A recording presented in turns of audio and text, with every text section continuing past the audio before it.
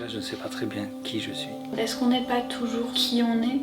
Le parcours de chacun doit énormément au hasard. Déjà, j'espère que je suis qu'un embryon de moi-même et de ce que je peux encore penser. Mon pays, c'est la terre, quoi. Je me sens partout chez moi. Mes racines, c'est partout. C'est connaître du monde. Ayant moins peur de moi, j'ai moins peur des autres. Ne laisse jamais personne te briser les ailes. Rester jusqu'au bout, c'est aussi dénoncer. Une sorte de révélation, puis de désillusion. Il pensait, lui, s'adresser à moi d'une façon discriminante. Les mots que j'aime et les mots que je n'aime pas.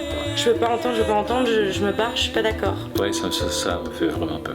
Il y a la révolte et la colère. les choses nous dépassent. L'amour m'a toujours sauvé. C'était en moi depuis le début, quoi. Je crois qu'il a nourri mon âme et mon cœur. Tout est construction. On se tourne vers le passé. Je regrette rien. L'amour, ça existe et c'est grandiose. Tellement beau. Je vis mes rêves. Et à partir de là, c'est de faire de sa vie de la littérature. Mon histoire, elle est écrite. On se nourrit avec des livres. C'est ça qui m'a un peu réveillé, c'est être à l'écoute des enfants. J'ai toujours su que je voulais travailler avec des enfants. Oui, moi je crois beaucoup au destin.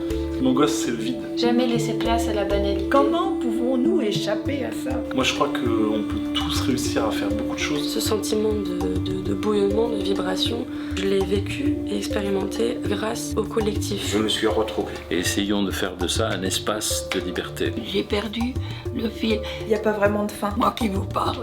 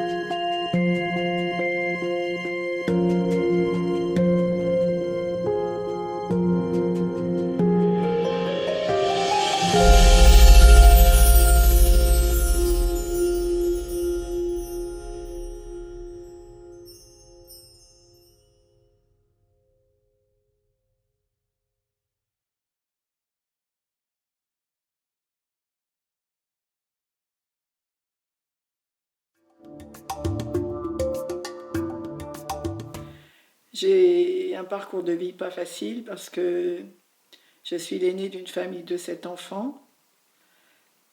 Ma mère attendait le 7e enfant.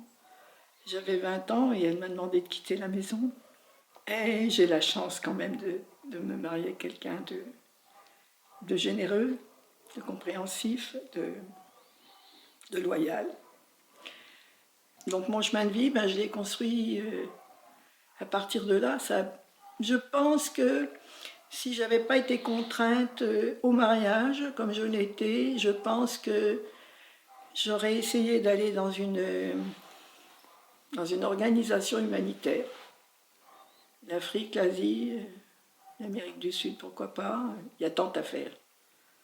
À l'époque, la majorité, c'était 21 ans.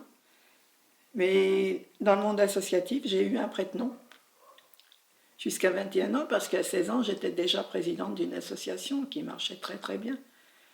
Je faisais venir les gens, les jeunes du village, et ça a toujours été ça. Une fois mariée, ça a toujours été ça. J'ai eu une troupe de théâtre avec 20-25 jeunes et moins jeunes, mais beaucoup des enfants. Des enfants que parfois que j'ai appris à parler. J'ai eu 1 ou 2 fois des enseignantes qui sont venues me voir en me disant la petite Amélie, elle a fait énormément de progrès, dyslexique, elle a une diction parfaite maintenant, donc c'était voilà, c'est ça, c'était... Après, j'ai tracé tout droit. Et encore maintenant. Quand je suis arrivée à Lignerolles, j'ai dit, je peux pas rester devant la télévision si pauvre. C'était pas possible. Donc j'ai créé une chorale. Mon pays, c'est la terre, quoi. C'est c'est le globe tout entier. Et je suis bien partout et nulle part. J'ai pas de racines. Et on a déménagé de multiples fois et je suis bien partout. Le petit village d'Hérissé, dans l'Aube, le fin fond du terroir, aussi autant fin fond que Aubepierre ou que Lignerolles. Se marier avec quelqu'un du village à côté, c'était passer à l'étranger. On restait là. On venait au monde dans cette région, on n'en bougeait pas. J'ai toujours pensé d'ailleurs que cette soif d'aller voir ailleurs venait justement de cette façon de voir les choses. Il faut l'ouvrir, cet esprit. Il faut montrer le chemin. Et c'est vrai qu'on fabrique l'humanité.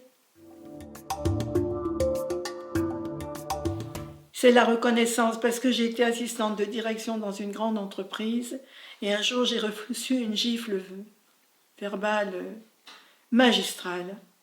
On m'a dit, mais madame, vous n'êtes pas diplômée. J'étais assistante de direction bilingue, je crois, il me semble que je faisais un travail, et j'étais assimilée cadre, mais je ne suis jamais passée cadre, et un jour quand j'ai osé, elle m'a dit, mais madame, qu'est-ce que je demandais là? Vous n'êtes pas diplômée. C'est une brutalité qu'on ne peut pas imaginer. Et ça fait très très mal. Ça fait vraiment très mal. Vous éprouvez envers vous une espèce de, je dirais presque de dégoût. Vous vous dites, mais je ne suis rien. Et je dirais, à la limite, c'est pas gênant.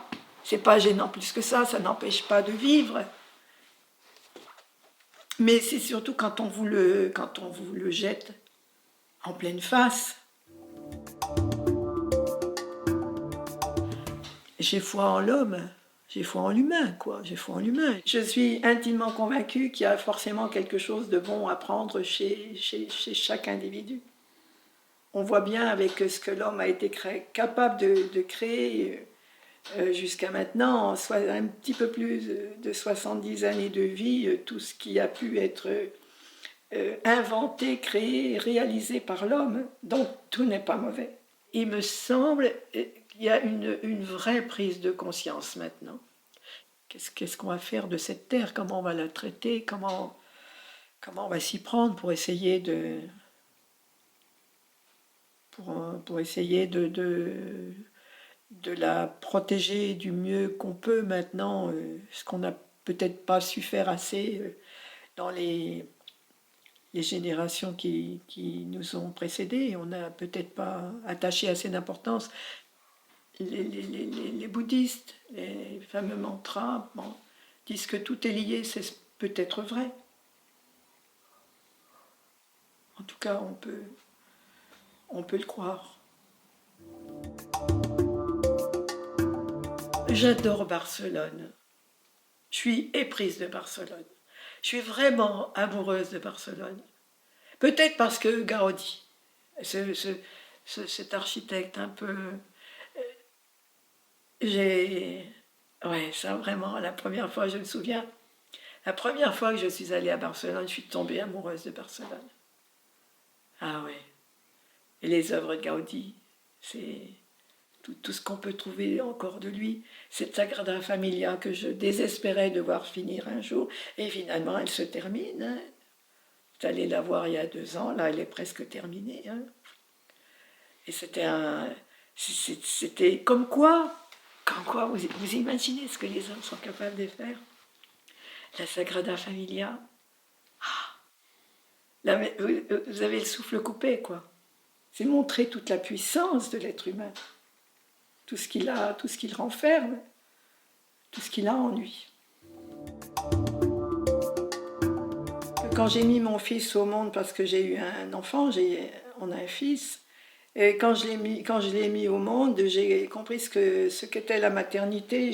J'avais sa petite tête dans mon bras plié comme ça, et je me souviens de ce regard que j'ai porté sur lui. Je lui ai dit, tu ne pourras jamais prendre tout l'amour que j'ai à donner. Ça, c'était en 1976. Je me disais, mais tu ne pourras jamais tout prendre. L'amour de l'humain, oui, l'amour de l'homme en tant qu'être humain, pour ce qu'il est capable de faire, oui. L'amour des enfants, l'amour de la nature, bien évidemment, quand on voit cette splendeur, toutes ces forêts, les lacs, tout ce que la terre regorge on peut dire même de merveilles. Je pense que la beauté est indispensable. La beauté, ça évoque quoi? Quand on a l'œil, je ne vais pas dire affûté, mais à la beauté, on la repère tout de suite. Vous allez repérer tout de suite un beau paysage. Ça peut être la beauté d'un livre, ça peut être la beauté de l'amitié, justement. La beauté J'en reviens toujours à ce que l'homme est capable de... J'en reviens toujours ça. La beauté, c'est quelque chose de fabuleux. Je crois qu'on pourrait pas vivre sans. La beauté, pour une femme, ça peut être la beauté de ses cheveux, ça peut être la beauté d'un visage, la beauté d'un regard, la beauté des fleurs, la beauté même de l'eau qui coule. Vous voyez, des quelques pierres qui vont former un pont et l'eau qui coule en dessous, mais c'est magique. La beauté, ça a vraiment quelque chose de magique et de confortable pour les yeux, pour l'esprit. Qu'est-ce qui peut plus apaiser une âme un peu, je ne vais pas dire déboussolée, mais parfois perturbée, on a parlé de souffrance tout à l'heure. Qu'est-ce qui peut l'apaiser sauf par la beauté? Vous êtes obligé de vous... C'est une force. C'est une force qui vous aspire. Vous pouvez être dans le chagrin, dans le deuil, et votre regard vous amène à considérer tout ce qui est autour de vous et tout ce qui est beau autour de vous. Et la beauté a cette puissance-là. J'écoute une émission France Culture la nuit parce que je suis assez insomniaque, genre 3-4 heures, quand il y a 3-4 heures. Et vous parliez poésie tout à l'heure, c'est vrai que je suis très, très sensible. Et parfois, je me dis, là le souffle me manque, la respiration est coupée parce que je me dis, c'est tellement beau. Comment pouvons-nous échapper à ça?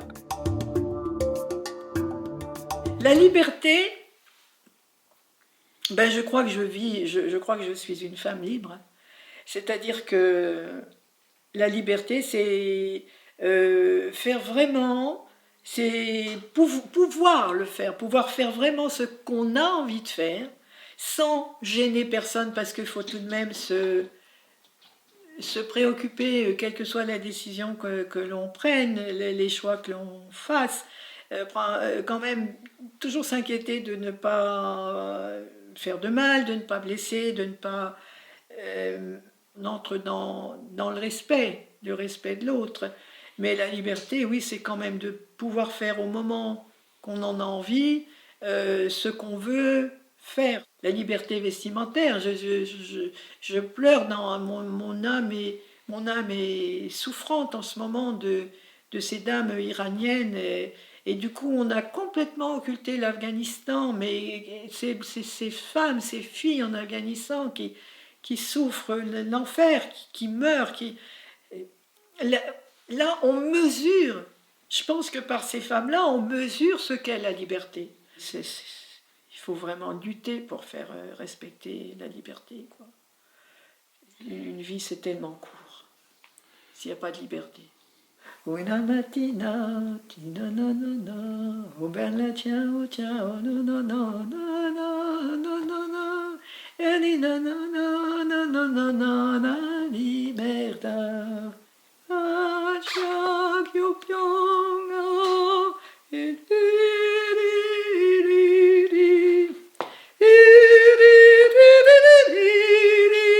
la libertà.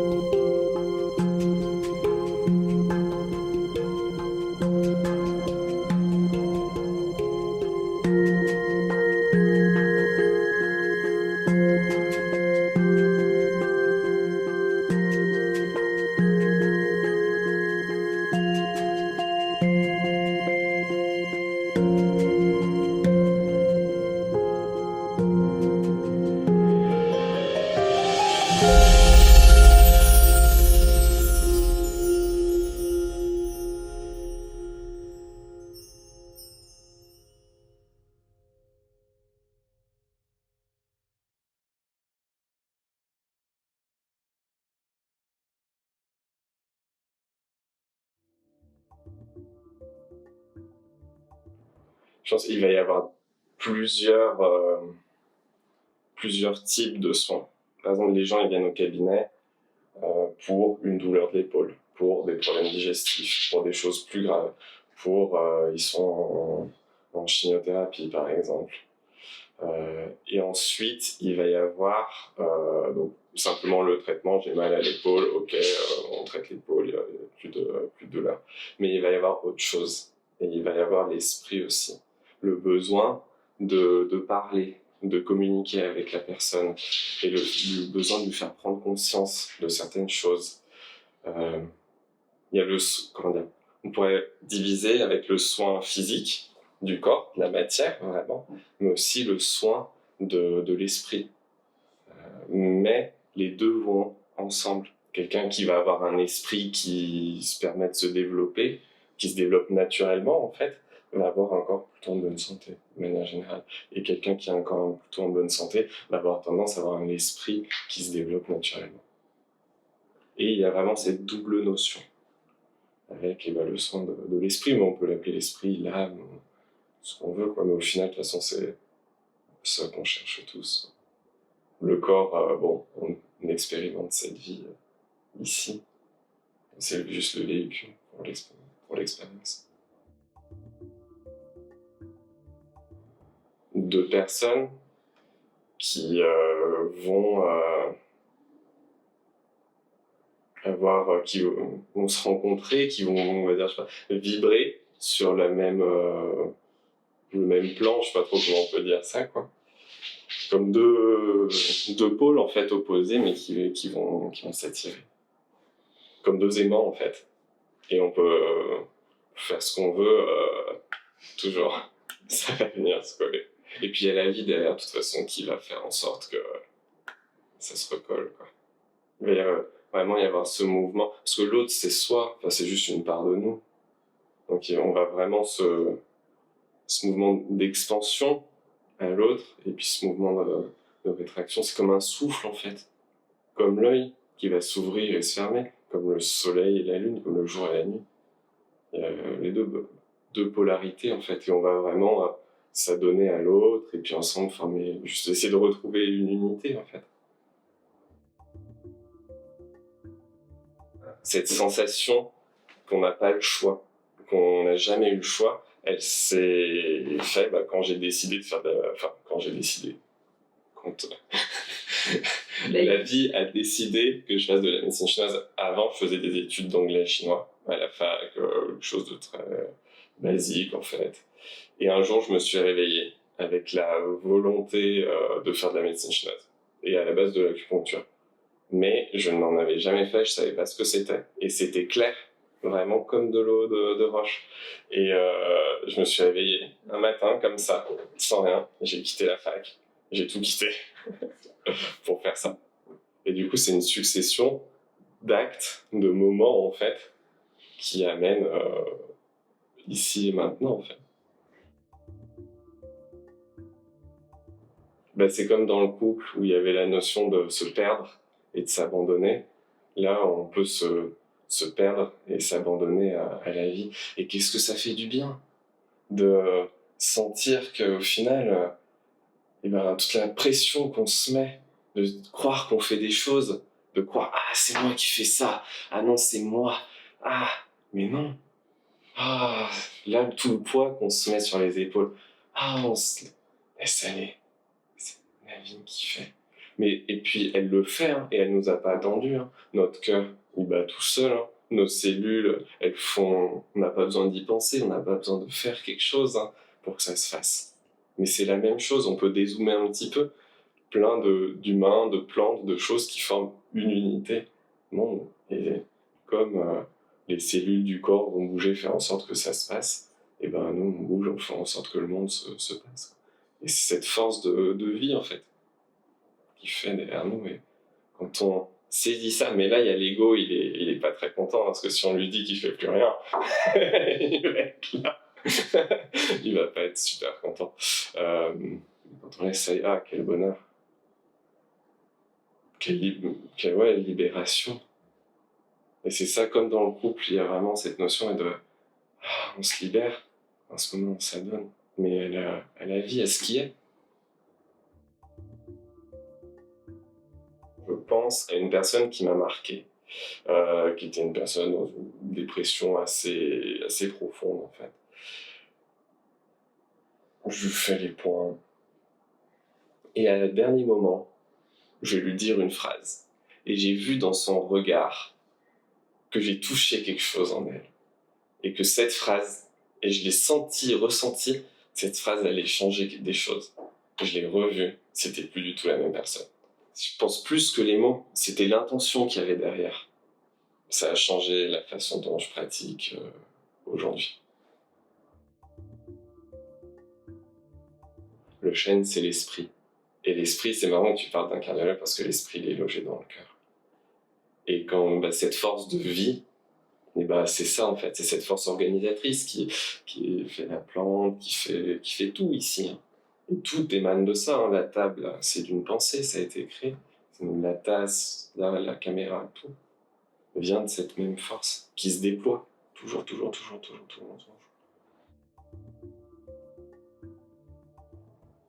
C'est beau parce que ça montre aussi le caractère impermanent des choses et de l'amour et puis de tout ce qui est. Et le fait de toujours vouloir se rattacher à quelque chose qui bouge pas en fait, qui reste immobile, mais la vie elle n'est pas prévue pour ça. Il n'y a qu'à voir les saisons comme le jour et la nuit, ça bouge toujours. Et tout est là. Et le mouvement, c'est la vie. Quand ça bouge pas, généralement, c'est pas très bon. Hein. Un corps qui bouge pas, il est tout froid. Et c'est pas super, il n'y a plus tellement de vie dedans. Mais il y a toujours ce besoin de se rattacher à des choses qui bougent pas. Quoi. Parce que la peur de perdre, en fait, la peur de souffrir, la peur de manquer, la peur, et puis surtout la peur de la mort, en fait. Mais qui est illusion, elle aussi. Parce que c'est juste cette expérience, c'est ce corps qui va mourir. Mais la vie, cette force de vie, on l'est tous, elle est en chacun de nous. Et elle continue, elle est partout, et elle continuera.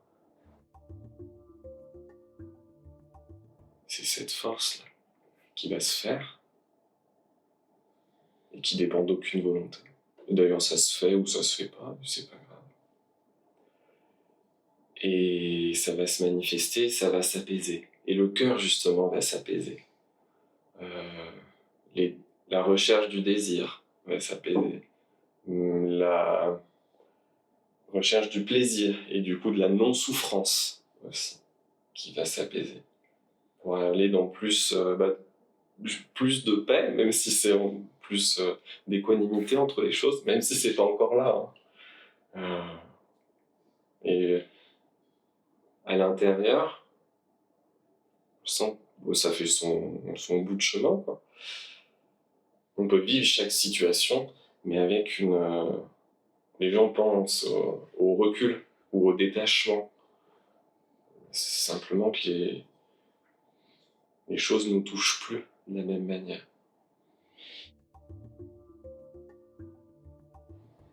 Elles se font, les rencontres, de toute manière qu'on le veuille ou non, on pense. Et là, des rencontres décisives, il y en a plein, tous les jours. Et puis elles sont souvent là où on les attend pas d'ailleurs. Par exemple, la patiente, là, dont je vous ai parlé, qui était une rencontre décisive, qui a changé quelque chose en moi. Toute chose va être décisive. Et après, si on dézoome un petit peu, on va voir l'engendrement en fait d'une rencontre qui paraît de prime abord pas forcément décisive, mais qui, par une autre rencontre, va faire qu'à un moment donné dans notre vie, il va y avoir quelque chose qui va émaner et qui va bouleverser notre vie. Mais ça va être une rencontre qui s'est faite bien avant. Parce que la première chose qui me vient à l'esprit, c'est ce qui est vrai et ce qui est naturel, sans artifice. C'est pour ça, par exemple, j'aime bien, après c'est juste un point de vue, hein, mais j'aime bien les matériaux bruts.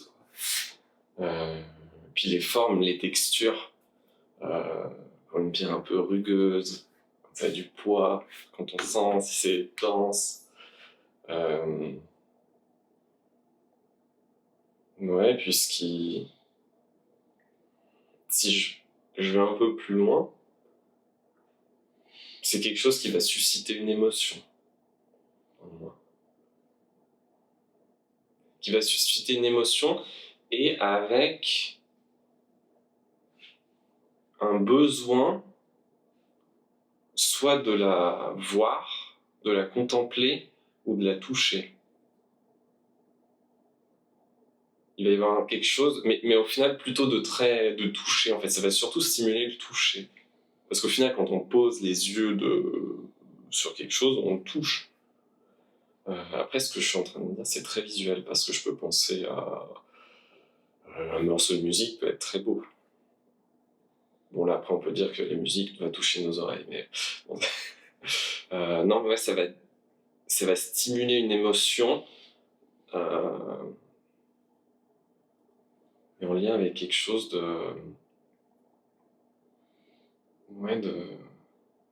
des sens, ça va stimuler une émotion en lien avec les sens.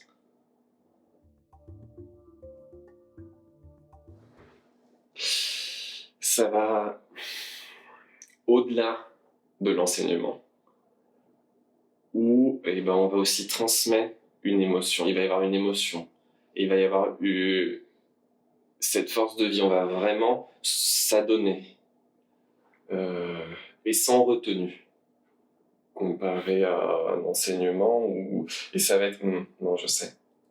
C'est dans le fait de transmettre, c'est quelque chose, ça va être un échange qui va se faire de cœur à cœur.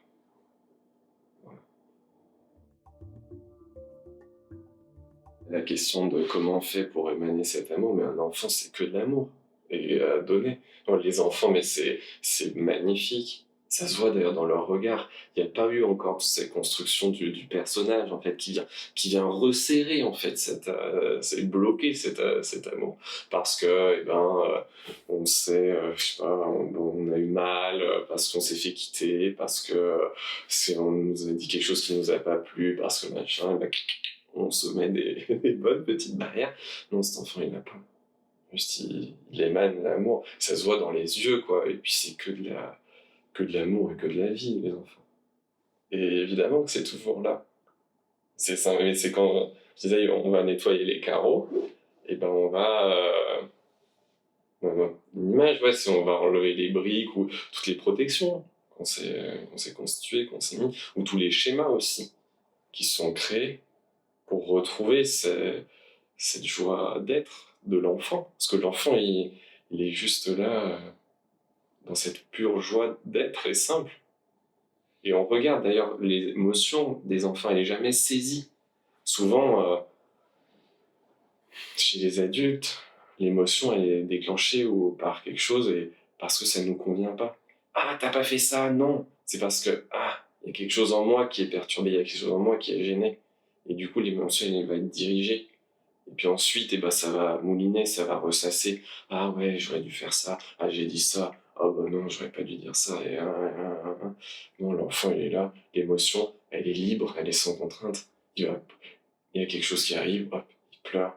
2 secondes après, il est là à rigoler. Et c'est bon, ça va. C'est fait, quoi. Chez les adolescents, quand on est jeune, on a besoin de reconnaissance. Donc il y a un besoin de... Et puis il y a une quête aussi. Mais après ça, c'est pas que chez les enfants, c'est tout le monde. Une quête justement d'amour. On est là à crier à l'amour, à demander, à quémander de l'amour en fait. Mais alors qu'il est là partout, dans toute chose. On est tout cela le produit de l'amour.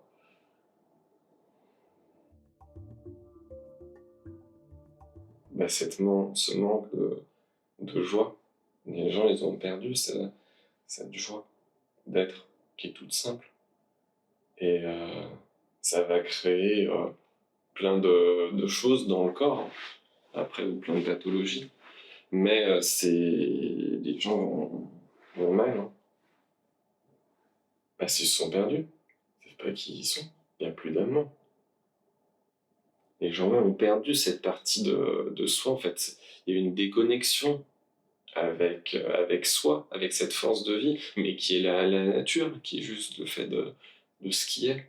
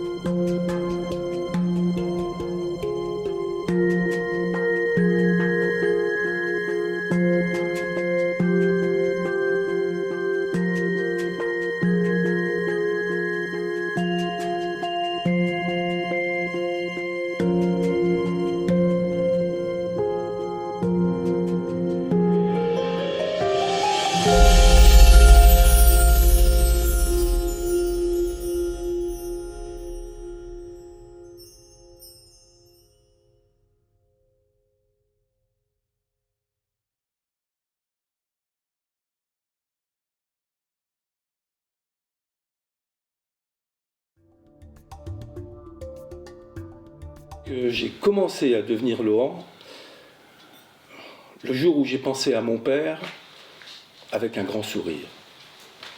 Et non plus avec une tristesse larmoyante. Je me rappelle très bien, j'étais en voiture et j'ai pensé à papa. J'ai perdu mon papa, j'avais 28 ans, ça a été très long à m'en remettre. Et ce jour-là, j'ai ressenti vraiment une grande fierté, un grand bonheur, un grand bien-être, et j'ai pensé à mon père avec un grand sourire. Et ça m'a fait beaucoup de bien. J'étais fier d'être son fils. Je pense que c'est à ce moment-là que j'ai peut-être commencé à devenir Laurent, à penser à mon père différemment. J'ai toujours adoré mon père. Mon père était cheminot à la SNCF.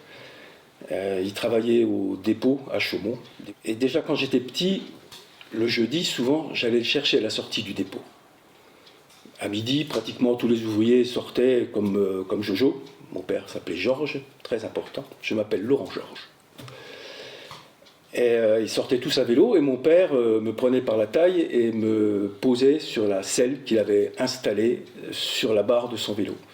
Et puis parfois, il me prenait la main et puis il me faisait visiter le dépôt. Alors là, c'était un grand bonheur de voir toutes ces grosses locomotives à vapeur, qu'on réparait, qu'on entretenait. C'était un vrai bonheur. Et puis il me portait et me posait dans une locomotive. Et je pouvais actionner le levier du sifflet. Voilà. Ça, ce sont des très grands souvenirs de mon père. Et puis, après, souvent le dimanche en été, avec ma famille, on partait à la pêche au canal à Lusy. Et puis là, notre mère étalait la nappe du pique-nique. Et là, on mangeait les sandwichs jambon. Magnifiques sandwichs jambon. C'est quelque chose que j'ai toujours apprécié. J'ai toujours adoré ça. Ça fait partie de mes plats préférés. Vous allez me dire, peut-être que pour un cuisinier... Eh ben non, le sandwich jambon, ça fait partie de moi. C'est quelque chose que j'en emporte souvent en randonnée, en vélo, en voyage, voilà. Mais bon, après, dans la cuisine, j'ai beaucoup développé autre chose que le sandwich jambon, bien sûr. J'ai toujours voulu être cuisinier. Quand j'étais tout petit, déjà, je jouais à la dinette avec ma sœur. Et là, je peux vous dire que j'en ai fait des rôtis de cailloux, des soupes d'herbes et de feuilles. C'était magnifique. La cuisine, ça a toujours été quelque chose d'important. Mon père, il me disait, tu sais Titi, et mon père m'appelait Titi, tu sais Titi, la cuisine, c'est la sauce. Et c'est peut-être pour ça que je suis devenu saucier. J'adore les sauces, gustativement, mais surtout la confection. Cette alchimie de produits pour confectionner une sauce qui s'accommode bien avec un poisson, une viande, une salade. Et tout ce mélange de choisir bien ces ingrédients pour que cette sauce, elle soit pas dominante, pas neutre. J'ai le souvenir d'un client, d'un très bon client qui est devenu un ami. C'est un client un petit peu difficile. Pas exigeant, mais un peu difficile. Tous les jours, il venait à midi à l'hôtel, et puis il passait sa tête en cuisine, puis il me disait « Laurent, je suis là, qu'est-ce que je mange ?» Et je me rappelle une fois, je lui ai dit « Aujourd'hui, il y a du canard aux pêches. Il y a des cuisses de canard aux pêches. » Il me regarde, puis il me fait « Ah non, c'est sucré-salé. » Je lui fais « Non. Ben, c'est sucré. » Je dis « Non. Ben, c'est salé. » Non. Ben, c'est quoi? Ben, je lui dis c'est. Mais c'est quoi? Ben, c'est. Alors, bref, je vais lui chercher une petite écuelle avec une cuillère, je lui fais goûter la sauce. Et là, il met la cuillère dans sa bouche, il me fait dis donc, c'est. Je dis, tu vois? C'était ça la cuisine. C'est surprendre les gens avec quelque chose qu'on ne s'attend pas, souvent. On va faire des plats qui vont être élaborés d'avance, que l'on connaît. Mais si on y apporte sa personnalité, je pense que ça change pas tout, mais ça apporte quelque chose en plus. Ça apporte déjà pour moi du bonheur à donner. C'est surtout ça la cuisine. C'est apporter du bonheur aux gens, à ma famille, à des amis, à la clientèle que j'ai eue pendant des années. Je pense que c'était beaucoup ça pour moi la cuisine. Ben, je cuisine toujours. Je cuisine toujours, je cherche, j'invente, j'apprends beaucoup. La cuisine, c'est un peu comme le théâtre. Il y a une histoire à raconter dans chaque plat. Il y a une histoire, il y a un début, un milieu et une fin. F-A-I-M, bien sûr.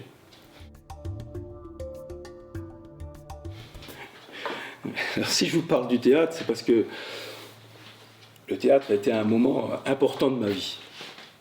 Parce que j'ai fait du théâtre pendant 14-15 ans. Voilà, j'ai commencé, j'avais 25 ans, quelque chose, oui, je pense que j'avais 25 ans, je sortais de la musique, j'étais guitariste dans les années 70, et puis j'ai arrêté tout pour plusieurs raisons, et je voulais faire du théâtre. Et il se trouvait qu'à Chaumont, une troupe chaumontaise commençait à se mettre en place. Et là, ça a été une grande découverte pour moi. Parce que je suis passé de Hendrix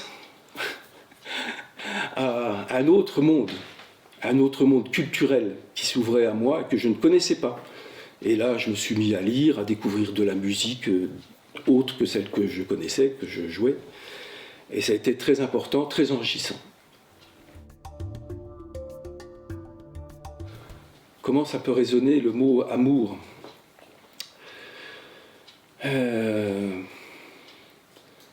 L'amour, c'est une grande chose. C'est quelque chose que l'on a en soi. C'est quelque chose que l'on doit donner, que l'on doit porter. Ça peut être l'amour pour une personne, l'amour pour cet arbre que je vois en face de moi, ce noyer, qui est magnifique. L'amour, c'est voir, c'est observer. Si je peux vous dire quelque chose que je ressens en plein amour, je vais à la pêche à Saint-Ciergue, à la digue de Saint-Ciergue. Et j'y vais le matin, aussi bien été comme hiver, au moins 3/4 d'heure avant le lever du soleil. Parce que j'adore l'aube. J'adore ce moment de l'aube, avant que la boule arrive du soleil, avant qu'elle arrive derrière les sapins. Ce moment de calme, de plénitude de la nature, où vous avez un départ de colvert, vous avez une petite brume à la surface de l'eau, et puis vous avez l'aube qui vient, tout doucement. Et après ce sombre violet, ça commence à monter au rouge, et puis après au blanc brillant. Et la magie est finie. La magie de l'aube est terminée. Ce moment-là de l'aube qui se produit, j'aime. J'aime. J'aime la vie, j'aime la nature, et c'est un gros moment de plénitude pour moi. Là, je peux parler d'amour vraiment. C'est quelque chose que j'ai avec la nature, qui a un rapport direct. J'ai un rapport direct avec elle. Et là, je suis amoureux. Et je peux aimer tout le monde. À la limite, j'ai même plus envie de pécher. C'est trop beau. C'est... voilà. Transmettre, c'est... J'espère. Transmettre, c'est espérer. Je l'ai pratiqué beaucoup, la transmission, dans mon métier. J'ai eu une centaine d'apprentis. Et j'ai toujours voulu leur transmettre, pas spécialement mes recettes, mais surtout leur transmettre l'amour du métier. Et après, transmettre, c'est transmettre à nos enfants, bien entendu, transmettre pas spécialement notre savoir, mais notre attitude, notre comportement. Et transmettre, après, c'est avec mes petits-fils. Leur transmettre, je vous parlais de la nature, de la pêche, je les emmène à la pêche avec moi. Et j'essaie de les lever le plus tôt possible pour qu'ils viennent avec moi à la pêche le matin, pour leur transmettre tout ce que j'ai dit sur la nature, sur la naissance de l'aube et tout ça. Voilà, ça c'est important de transmettre. Et je crois que on transmet tout le temps. Mais c'est une volonté aussi, hein. C'est un état d'âme que l'on a aussi. Hein. Transmettre, c'est important. Enfin, moi, personnellement, c'est quelque chose d'important.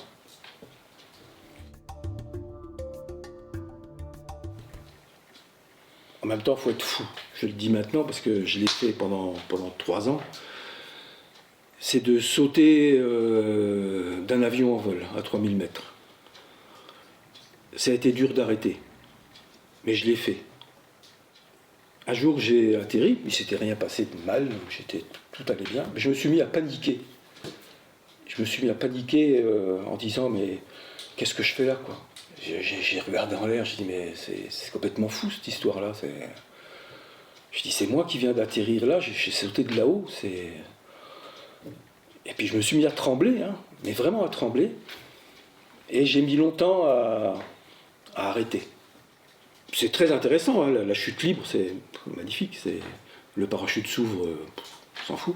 Ce qui compte, c'est les 35 secondes de chute libre à 200 à l'heure. Mais il faut être vraiment fou pour le faire, je pense.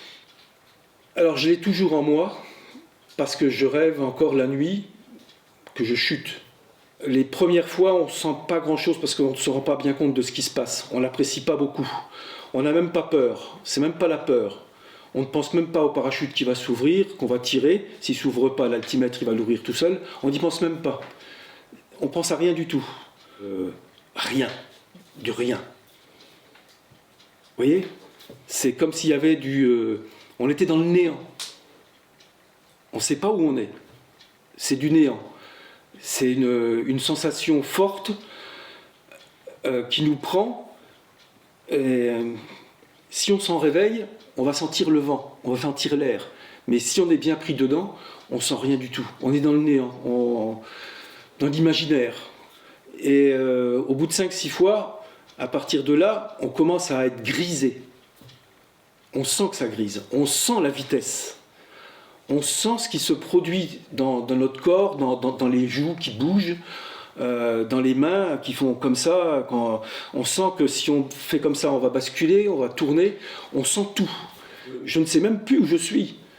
Je ne sais même pas si je vais mourir. Je ne sais même pas si je vole. Je ne sais même pas si je suis dans un avion. J'ai une sensation mais qui est immense de vitesse. Et la réalité vient dans les 2 secondes où le parachute s'ouvre.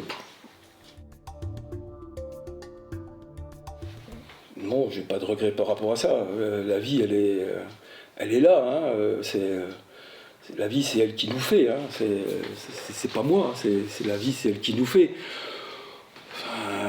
Un regret, ça pourrait être certainement des regrets de bêtises, certainement. Des bêtises que j'aurais voulu faire et puis que j'ai pas faites. Voilà, des bêtises de folie, voilà, surtout. Parce que je pense que pour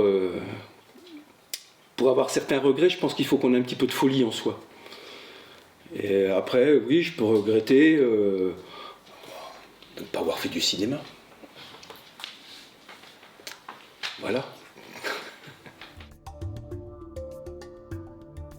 Quand j'étais petit, nous habitions rue des Jonquilles à Chaumont. Nous avions une petite maison, mais on était bien parce qu'on avait une maison. Et nous avions des volets métalliques avec des petites fentes comme ça. Et l'été, le matin, le soleil par magie, il arrivait sur moi, dans mon lit. Si, c'est vrai, je te jure, c'était comme ça. Le soleil arrivait sur ma figure comme ça. Et ça me réveillait. Et ce que je faisais, je me levais, j'ouvrais les volets et je m'asseyais sur le bord de la fenêtre et je regardais le lever du soleil comme ça qui m'a chauffé. Et j'ai fait ça, j'avais 8 ans, 9 ans, des choses comme ça. Voilà. Et j'ai toujours adoré l'aube. J'adore le lever du soleil. Je me rappelle, une année, quand j'avais 17 ans, 18 ans, on allait prendre le train avec un copain pour aller travailler à Val d'Isère. Et on a passé la nuit à Montmartre. Et on a dormi là-bas. Et on a vu Paris s'éveiller de Montmartre. Oh purée, ça m'arrivait qu'une seule fois, et c'est encore un grand souvenir. Les premiers bruits. Je les revois encore, hein, puis les bruits, je les entends encore. Hein. Les premiers camions poubelles qui arrivent, la première grille qui s'ouvre de vitrine, le premier cri, et puis hop, puis les voitures, puis hop, ça y est, c'est parti.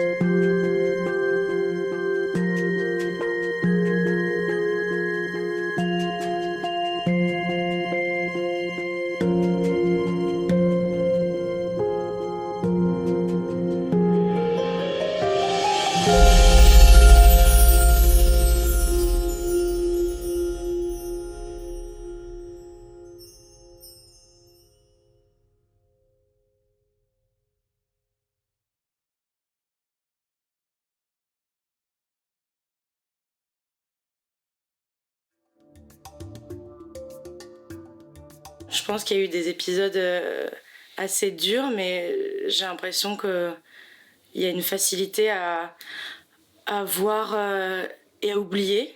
Et du coup, dans ce que je retiens, je dirais beaucoup de joie, de rire, d'innocence, de danse, de karaoké, beaucoup de découvertes.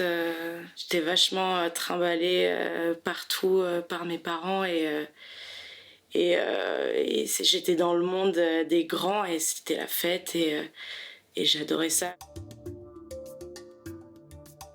Je pense que c'est beaucoup de travail sur soi parce que on pense que quand on est à deux, que les choses vont aller, on va aller plus loin ensemble, on va faire plus de choses ensemble parce qu'on est ensemble, on est deux personnes et du coup on est plus fortes. Je crois pas que ce soit vrai. Même j'en suis sûre en fait, tant que nous, on fait pas un vrai travail sur qui on a envie d'être, qui on a envie de devenir, je pense pas que l'amour puisse juste être amoureux, être avec quelqu'un peut tout changer. En fait, je sais que je me pose beaucoup de questions. Moi, dans ma vie, dans mon quotidien, ce que je fais dans ma vie, des choses simples peuvent impacter en fait le futur et comment changer ça, comment le faire de manière bienveillante avec soi-même pour pas non plus se reprocher trop de choses et d'être trop violente avec moi-même.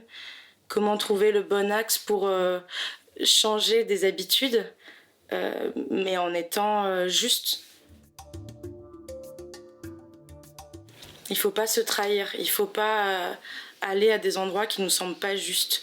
J'ai pas envie de trahir ça, ce travail-là, en m'engageant dans des projets artistiques qui me plaisent pas, qui correspondent pas à ce que je défends, à la personne que j'ai envie d'être. Donc je pense que ça c'est important. Si je m'engage dans un projet, je m'engage à fond. Donc il faut que ce projet soit important, qui change des choses ou pas, mais que ça raconte une histoire. Et c'est une histoire qu'on va offrir à un public. Et j'ai envie d'être persuadée de ce que et d'aimer profondément ce que je montre à un public. Il y a un projet sur lequel je travaille depuis 2 ans, qui est très corporel, c'est de la danse. Moi, j'ai pas de texte. C'est que de l'interprétation corporelle et c'est comment à travers mon corps faire vivre une histoire et faire passer un message juste par le biais de mon corps et je pense que ça me fait pas mal avancer moi en tant qu'humaine dans ma vie de tous les jours. Je sais pas si le monde est vraiment devenu plus bienveillant. Je sais pas. J'espère, mais je suis vraiment pas sûre. C'est plus moi comment j'ai dirigé mon attention, vers où je l'ai dirigée, et à quelle parole je donne de l'importance et à quelle parole j'en donne pas. Ça m'est venu quand j'ai essayé de faire autre chose. Comme je me retrouvais pas dans ce qu'on me proposait à l'école et que pour moi j'ai laissé de côté ça, je continuais à côté à danser dans mon salon, à chanter, à faire de la musique. Après le bac, j'ai essayé la fac, qui était un fiasco total. Et je me suis dirigée vers des métiers justement derrière la scène. Et à un moment, je dis mais en fait, pas du tout, c'est pas ça que t'as envie de faire. T'as pas du tout envie d'être derrière la scène à regarder les autres jouer en fait. Mais ça a été vraiment un déclic un soir. Ça faisait 2 ans que je galérais, où j'ai fait vraiment tous les petits boulots pas possibles. J'ai gardé des ascenseurs, j'emballais des paquets cadeaux, enfin des trucs. Et en fait, à un moment, j'ai tapé sur internet école, chant, danse, théâtre. Et le premier lien sur lequel je suis tombée, il y avait des auditions et du coup, j'y suis allée, quoi. Et ça a été vraiment une révélation, ces 3 jours d'audition où je me dis, ah, en fait, c'est ça, ok. Je trouve que dans le théâtre ou le cinéma, ça peut nous emmener dans des rôles qui sont tellement à l'opposé de qui on est, je trouve ça intéressant d'aller explorer aussi des personnages et des gens qui sont totalement à l'opposé de nous. Je trouve que c'est intéressant parfois de se mettre dans cette peau-là et qu'on peut en tirer des choses pour nous. Donc c'est cette liberté-là aussi que laisse le théâtre qui est hyper intéressante. C'est qu'on peut interpréter mais même un objet, un animal, un lieu, un souvenir, une émotion, je sais pas, une odeur. Enfin, il y a un truc qui est tellement libre. Il m'est arrivé un truc assez surprenant l'autre jour. Je suis allée au théâtre. C'est une pièce de Thiago Rodriguez qui s'appelle Catarina. Et en fait, c'est une pièce qui dure 2h30, qui parle d'une famille tueuse de fascistes au Portugal. Et c'est une pièce incroyable. Et en fait, la fin de la pièce, bon, du coup, je vous spoil un peu la fin, mais la fin de la pièce, c'est un discours fasciste pendant une demi-heure. En fait, la famille, la famille il kidnappe un fasciste. À la fin de la pièce, finalement, toute la famille meurt et c'est un discours fasciste de ce personnage-là pendant une demi-heure. Et en fait, le public commence à crier, à insulter le comédien, à partir de... Il y a des gens qui se levaient, qui voulaient aller monter sur scène, frapper le comédien. Il y a des gens qui hurlaient qu'on le tue. Enfin, il y avait des trucs, je disais, mais... Alors, certes, le théâtre, c'est fait pour bousculer, on a le droit de ne pas être d'accord, on a le droit d'être énervé. Mais c'est du théâtre, c'est une fiction. C'est un comédien. Les gens hurlaient qu'on le tue. Les gens partaient de la pièce, les gens hurlaient. Alors que ce comédien, ça fait 2 heures qu'il est sur scène, qui ne parle pas, et c'est son moment, c'est le moment où, enfin, il y a un truc déjà de non-respect du comédien, et aussi je me dis mais les gens sont fous, les gens ne savent plus mettre la distance. Je sais pas si ces gens-là vont aux manifs vont hurler à l'endroit où il faut hurler, où la voix compte. Là, on est au théâtre. Enfin, j'étais là, laissez-le terminer. Et à la fin, oui, effectivement, on n'est pas d'accord avec ce qu'il raconte, mais c'est ce que la pièce défend. C'est une pièce qui défend ça, c'est une pièce qui est fondamentalement contre le fascisme. C'est la violence, en fait, je pense, qui me dérange. C'est la violence, c'est physique et verbale. Envers le comédien qui interprète ce texte. C'est pas sa parole, c'est sa voix qui prête à un texte, mais ça veut pas dire que c'est ses convictions à lui. Si aujourd'hui on peut plus jouer des rôles comme ça sans avoir peur de se faire frapper, là je trouve ça grave en fait. Comme si tout d'un coup ces mots-là étaient les mots de l'humain derrière le comédien. Et donc du coup, on veut pas entendre.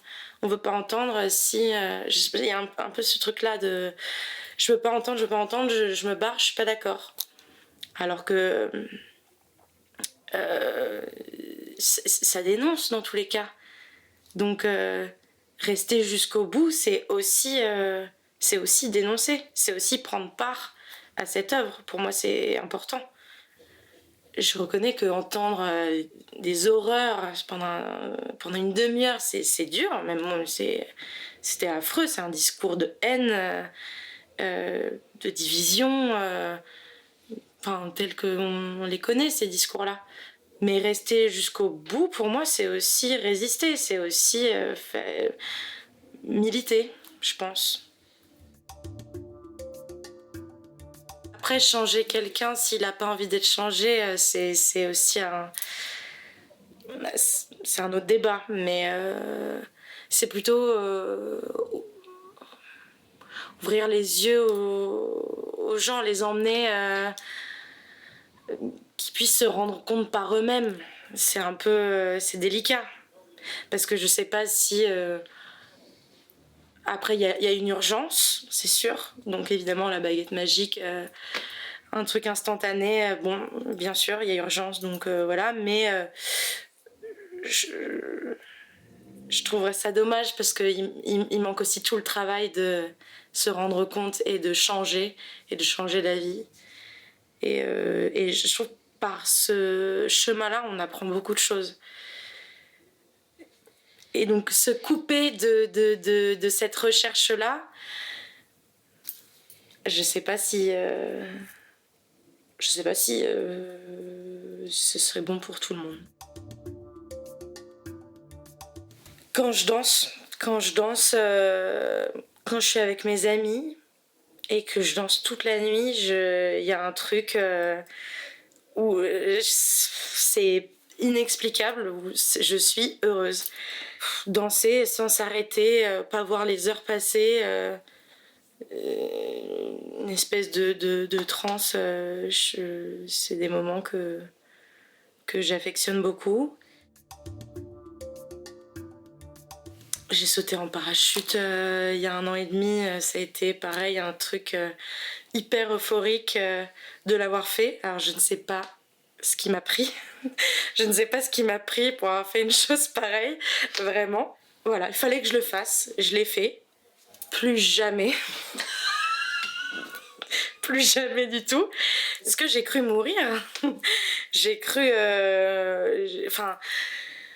c'est tellement fou comme sensation de se jeter dans un vide aussi vide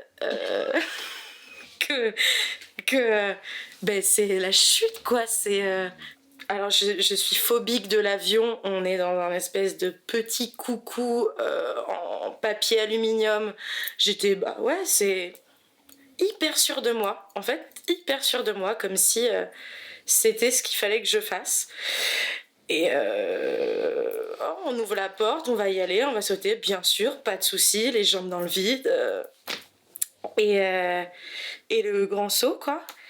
Et c'est Alors, j'ai jamais ressenti un truc pareil, quoi. Ce genre de sensation, c'est pas descriptible. T'es aspiré dans une espèce de vide, dans une espèce de vortex, un truc...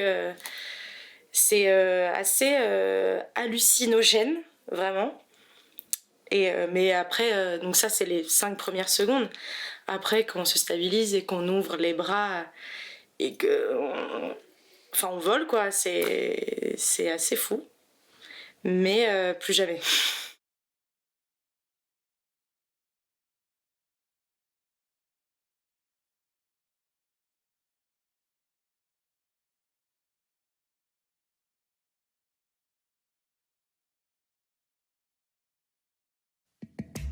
Si on vous dit comme mot la beauté, ça évoque quoi pour vous? Si je te dis le mot silence. Si on vous dit le mot famille, qu'est-ce que ça représente la famille? Si je te dis le mot enfance. Si je te dis le mot courage, ça évoque quoi pour toi? Si je te dis le mot désir, ça évoque quoi? Racontez ce qu'est pour vous l'amitié. Si tu avais à nous parler d'une rencontre. Comment tu es devenue la femme que tu es aujourd'hui? Les grandes étapes. Est-ce qu'il y a une chose dont tu sois particulièrement fière? C'est quoi l'ambition pour toi? Comment vous voyez l'avenir? Si je te dis le mot identité, ça te fait penser à quoi? Si je te dis le mot engagement, ça évoque quoi? C'est quoi une prison intérieure? Si je te dis le mot mémoire. Quelle serait la meilleure chose qui pourrait vous arriver maintenant? Aujourd'hui, quel est l'événement majeur dans ta vie? Comment tu imagines ta vie dans 5 ans? Si je te dis le mot transmettre, la transmission. Que veut dire le mot liberté? Quelle serait la chose dont tu pourrais dire que tu es le plus fier? Tu as dit revenir à soi. Ça veut dire que tu étais parti où? Est-ce que tu penses que l'art peut changer le monde? Votre dernière grosse, mais vraiment grosse colère, c'était quoi? Qu'est-ce que vous aimeriez laisser comme trace de vous? Oh. Comment vois-tu les 20 prochaines années? Est-ce qu'on peut transformer ce chagrin en joie? Quel est ton plus gros regret? Tu penses avoir des enfants? Comment vont les gens en ce moment? La foi, c'est important. Et la plus grande joie. Comment ça se manifestait cette colère? Est-ce qu'on peut être soi-même dans l'absence? Est-ce que tu peux me raconter comment on devient Clément J? Qu'est-ce qu'un berger fait avec le silence? Comment fait-on pour s'excuser auprès des enfants du monde qu'on leur transmet? Le voyage, c'est important pour vous? Maintenant, parlons de la relation d'amour. La paix, elle est venue comment? Quand vous dites c'était le grand amour, c'est quoi un grand amour? Un moment extraordinairement doux que tu as vécu récemment. Je connais beaucoup de personnes, vraiment beaucoup, qui cherchent le secret du grand amour. Comme toi, tu le vis depuis 10 ans, tu vas nous donner le secret. Joli. Joli.